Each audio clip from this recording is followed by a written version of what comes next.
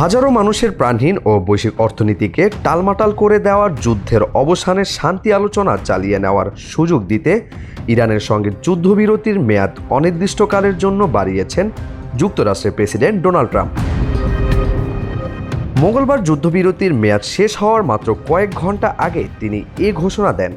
সামাজিক যোগাযোগ মাধ্যমে দেওয়া এক বিবৃতিতে ট্রাম্প জানান, শান্তি আলোচনায় মধ্যস্থকারীর দেশ পাকিস্তানের অনুরোধে তিনি সম্মতি দিয়েছেন। তিনি বলেন, ইরানের নেতা ও প্রতিনিধিরা একটি সমন্বিত প্রস্তাব নিয়ে আসার আগ পর্যন্ত দেশটিতে হামলা স্থগিত রাখার অনুরোধে তিনি রাজি হয়েছেন।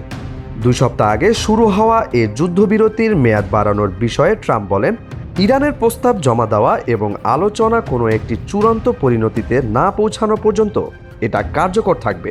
ইরানের বিদ্যুৎ কেন্দ্র ও অন্যান্য বেসামরিক অবকাঠামোয় বোমা হামলার বিষয়ে ট্রাম্পের বারবার দেওয়া হুমকি থেকে পিছু হটার এটি সর্বশেষ উদাহরণ। জাতিসংঘ মহাসচিব আন্তোনিও গুতেরেস সহ অনেকেই বলেছেন, আন্তর্জাতিক মানবিক আইনে এ ধরনের হামলা নিষিদ্ধ।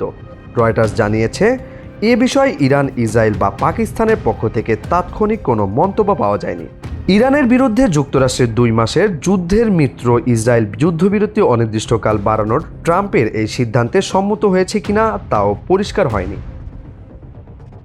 ইএফটি ফার্স্টের সাথে ট্রেড করুন যে কোনো জায়গা থেকে। ক্যাম্পাসে ক্লাসের ফাঁকে, ঢাকার জ্যামে বসে কিংবা ঘরে বসে ট্রেডিং এখন হাতের মুঠোয়। তাই ট্রেড করুন যখন খুশি, যেখানে খুশি।